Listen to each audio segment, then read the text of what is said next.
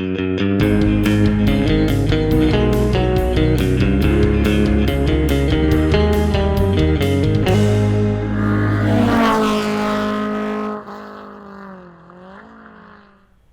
there everybody, this is Christopher Brower here with Daily Motor, and today we have the 2021 Mazda MX-5 RF Grand Touring. And what better to compare this car to than the best version of the best generation of the Miata, a 97 M edition. And to help me make this comparison, I have my buddy Dane here with me today. He owns this gorgeous NA. Yeah, about how many miles are on this car?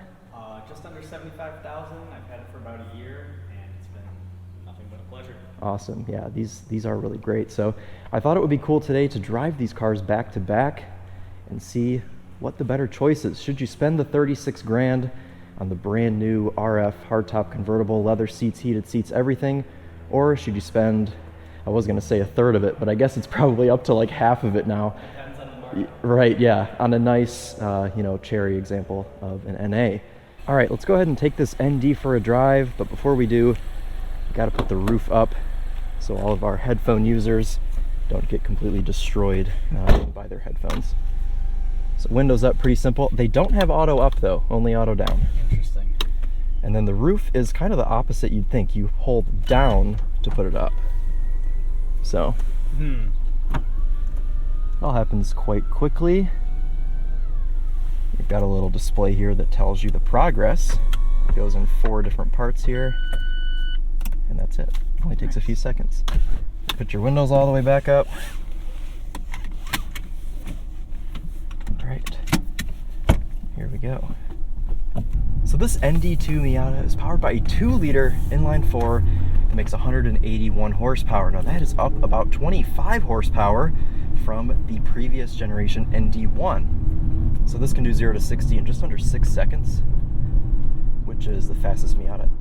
Actually, I don't know that. The NB Mazda Speed Miata. Probably pretty close. Yeah, exactly. And it's kind of a shame that there hasn't been a Mazda Speed Miata since then, but right. Mazda Speed as we know it is dead. We no longer have Zoom Zoom and any more Miatas, or any more Mazdas for that. I mean, it is a bit of a shame. All the enthusiasts always say, we want more power, we want this, we want that, but for Miatas, it's never really been about the power. It's been about the pure driving experience. Exactly. See, words from an actual Miata owner, ladies and gentlemen. So with this car, we have the 6-speed manual. I think the shifter feels awesome. I've always said that the shifter in the NA Miata is kind of as good as it gets, and I still feel like I like it a little bit better than this one, but this one still feels very good. This car revs out all the way to about 7,500 RPM.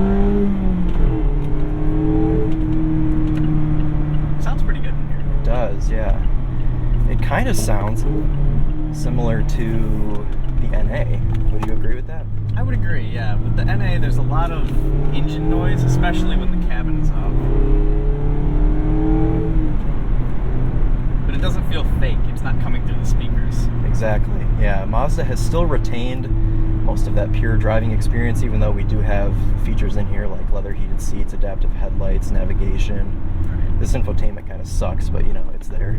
That was one of my first complaints about this car, was the mismatched vents in the center. Oh yes, if you have OCD, you're not going to like this car. We have 3 circular vents, and then there's one like rectangular weird thing in the middle as well.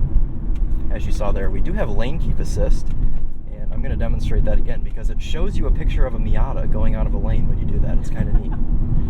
Not saying that you should do that, but get straight here again. You go out of the lane, it's not doing it now.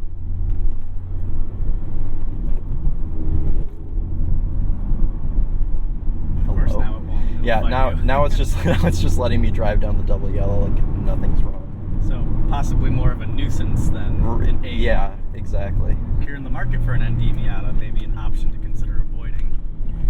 Right, so that's another thing I want to talk about is it worth, spending 36 grand to get this whole Grand Touring RF package and everything like that, because for quite a bit less, about $10,000 less, you can still get, pretty much the same car without all the luxury features. So with the exception of optioning on like a limited slip differential, I'm not really really sure I'd option anything else on it. I think that I would just have a nice pure Miata, spend about 28 grand, and use my other $8,000 maybe to buy a mint example of an NA. There you are. Yeah. Well, probably not mint anymore.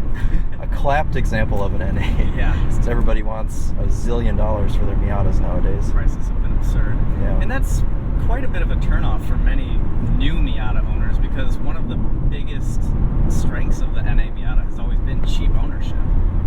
They're cheap to buy, cheap to insure, cheap to maintain. Right. I don't think you can say slow car fast anymore. I think it's to the point where it's like you kind of have to watch your speed in this thing. Yeah, I would agree. And just with that excellent shifter feel, you know, going through the gears is addicting. You find yourself, you know, chasing after the next gear, and all of a sudden it's 60 or 70, and you got to watch out. Exactly. It almost reminds me of like a cheap version of BMW's iDrive. Would you agree with that? Yeah, I would. You get some sort of cheap, clicky scroll wheel, and you're not really sure what option's going to come next on the screen, and it's right. A bit of a distraction. Yeah, I've had a lot of issues using Apple CarPlay. It's very, very slow and laggy for CarPlay. Right. But none of that really matters. That actually feels like proper quick. That was 60. Yeah, that was smooth. Yeah. Even on this bumpy road, it's smooth. All right, we are going to swap to the NA and get our comparison impressions with that car and see just how far the Miata has come in the past 25 or so years. This car has a couple of modifications. Before we set off, we should probably go over those. Sure. I mean, really just mild. It's got a Cobalt catback exhaust, which is about as quiet as it gets for aftermarket. Enkei comp wheels that are 15x7, so 1 inch wider than the stock M Edition wheels. 205/50 Continental Extreme Contact tires, a little bit wider, more aggressive. Other than that, completely stock, up to date on maintenance, and about as pure as it gets. Sweet. So really just wheels, tires, and exhaust. Yeah. And that's really it. Cool. Well, of course we have a normal key with this car, and we've got this cool little Mazda keychain as well. It all just adds to the effect. It does. Well, that is really life with these cars. I mean, it's not just a point A to point B machine, it's an experience. The best part about an NA... The door chime. The door chime. One thing that has definitely been improved. Good news is it goes away pretty quickly if you want it to. A lot of people delete that out of theirs, but when I had mine, I kept it. I feel like it just adds to like the whole just driving experience of an NA. You gotta have that buzzer when you get in here. I agree. So this one also has a lot of like wood going on. It's got the Nardi shift knob, the little wood handbrake handle, and lots of 90s stick-on wood that you don't really like very much, do you? No, it drives me nuts, but I'm worried about the plastic underneath. I mean, yep. Maybe there's some charm to it. I have no idea if it was a dealer installed thing, right, or if one of the previous owners decided that looked better. But right, well, I have seen a good amount of them with this on here, so I think that maybe it was some sort of like a dealer accessory. All right, let's go ahead and put our windows up here. All right, you can tell when they're all the way up because the idle drops slightly. It's true. So just like the new car, and I should say the new car, just like this car, has headrest speakers. True. So that has a Bose audio system. I think this is probably just like, whatever. I don't know if this is branded, but I know that the tweeters up here in the higher part of the door were some sort of premium option. Okay, gotcha. I believe that was standard on all M editions. So even though it might not be, this car just feels a lot smaller. I think it's about the same size, but just sitting in here and driving it, it definitely feels smaller. And it feels a bit tighter as well. The turning radius is certainly tighter and shorter. Something's squeaking. Is that the seat? I think that's the seat against the strut tower brace thing. There you go. It's interesting how different of a feel you get with just the Nardi shift knob as opposed to like the stock. I don't know if you've driven a NA Miata with like a normal, just like the black shift knob. Yeah. It feels completely different. The black shift knob is like weighted, Interesting. So you get a totally different shifter feel, and I don't hate this, but I think that definitely feels a lot better with that, just like the standard shifter. But this looks a lot better, so it's, you win some, you lose some. We do have a check engine light for, what is it for? Some emissions thing. It's like not a real check engine light, Yeah. It's a 24-year-old car. Jesus. 97, yeah. It reminds me how old we are as well. Oh, God. Don't get me started. Exactly. It's cool also, we've got M Edition there on the gauges. It's a cool little touch that they did. Yeah, different font in the numbers too, which is... Really? Yeah. I did not know that. Yeah, it's pretty cool. That's awesome. So it's a completely different cluster you get with the M Edition. Mm-hmm. That's excellent. You see them side by side and you realize how different they really are. Yeah, it's very cool. This car sounds excellent.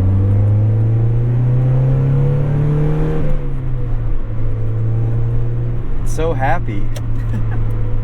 All of the right sounds, and I think that catback exhaust you got on there is like just the right volume level to where it's not obnoxious. It's not like Ricer Miata type thing, Right, it is difficult to make a small 4-cylinder sound good. Yeah, exactly.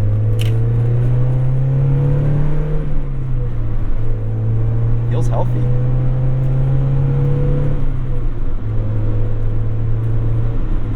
This car is, of course, a 5-speed.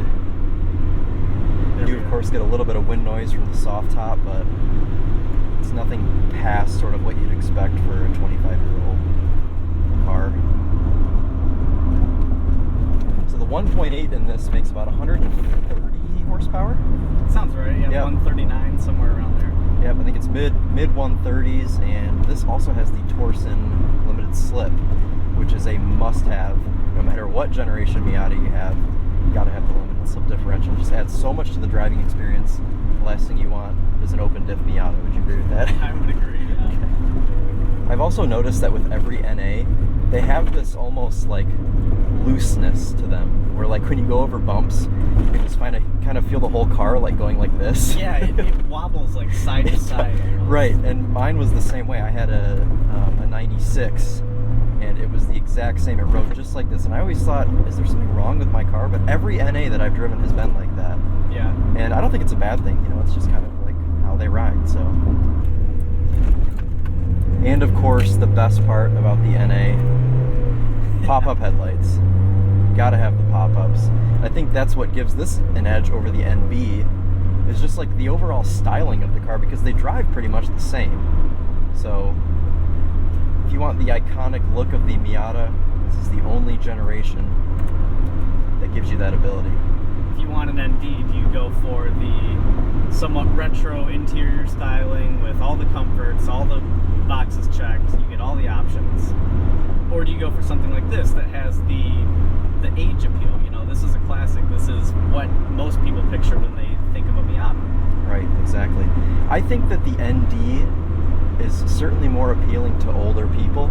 Yeah. It's a very Florida car. I would agree. Yeah, it's a car that you would definitely see, the older gentleman in his golf apparel driving around in Florida with his target top down, silver hair flowing. That is kind of what this car used to be as well, and I'm sure, still is to some people. But it's just kind of the progression of the old fart mobile. But I would also agree that the ND might appeal to someone who can't afford to have more than one car. If you need the NA, or if you have an NA and you want it to do it all, it's sometimes a bit uncomfortable. I mean, I've taken a road trip in this before, and it was a couple hours of highway, and yeah, you get sick of it. It's a little bit loud, it rattles.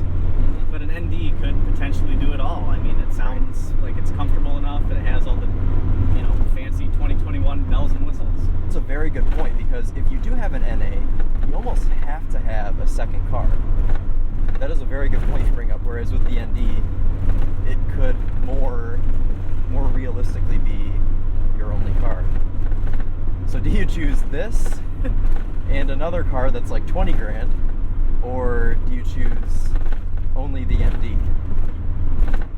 What do you think about that as we're being shaken to death on this road? I know. Thank you, Michigan. Well, for 20 grand, that leaves a lot of options on the table.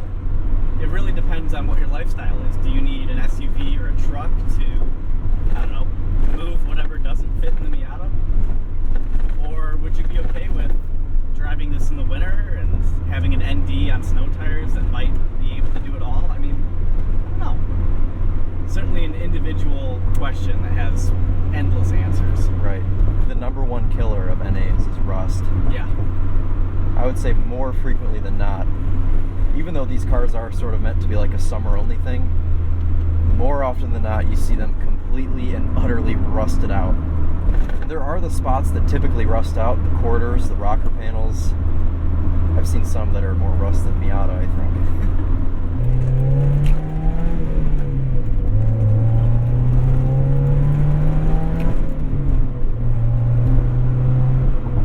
It sounds so good. I think that it sounds similar to the ND. I would agree. There's a similar amount of... That was a huge bug. Did you see that? Ooh. Oh my God. Smoked them. Absolutely destroyed it. Sorry to interrupt you. No, you're good. I would agree. There is a similar amount of engine noise and a nearly similar exhaust note, maybe, but it's a 4-cylinder. They both are. Right. Miatas do have kind of a distinct noise, though, and that was like the first thing I thought when I got into the ND. I was like, this sounds like my old NA. Good quality horn. Gotta have that. Gotta have the horn test. Works on both sides as well. Very good. Although I'm not happy with the button placement. I feel like with your hands where they are, sometimes if you squeeze the wheel too tight, your palm can actually press the button. Oh. Yep, there you go. Everyone around here is probably like, why is that little car honking? No, that's true though. I've never noticed that. I really think I could do an NA or an ND or anything year round. It's something about the ownership experience. It just makes you want to drive the car more and more. So to answer your question, I think I'd probably pick the ND and drive it year round. Interesting. All right, an interesting perspective on that. I think I would do the opposite. I think I would take this NA and I would get, well, I clearly have a car hoarding problem, so I guess that my opinion isn't super valid, but I think that these NAs are just such cool little special cars, and for that reason alone. Plenty of quirks and features to keep you entertained throughout your ownership. Yeah, exactly. And I don't know, especially this one, the M Edition, the green on tan. It's just such a cool special little car, and these are just going to continue going up in value as well. That is true. Because there's less and less clean ones like this, so it's already worth like 3 times what you paid for it. So so what do you think? Comment down below. Would you choose the NA? Would you choose the ND? Or would you choose both? Would you choose a combination? What do you think? As always, I'm Christopher Brower with Daily Motor. Drive on.